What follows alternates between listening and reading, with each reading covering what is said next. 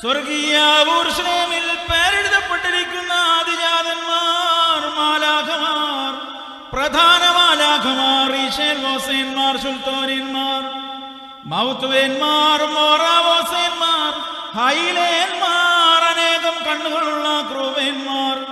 കാലുകളും മുഖവും മൂടിക്കൊണ്ട് പരസ്പരം പറന്നിയെന്ന് കാദീഷ് പാടുന്ന 6 ചിറകുള്ള ശ്രോപ്പേന്മാർ തുടങ്ങിയ ശരീരികളും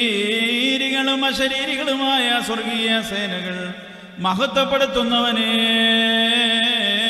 നമുക്കും മഹത്വപ്പെടുത്താം. മസാകിൻ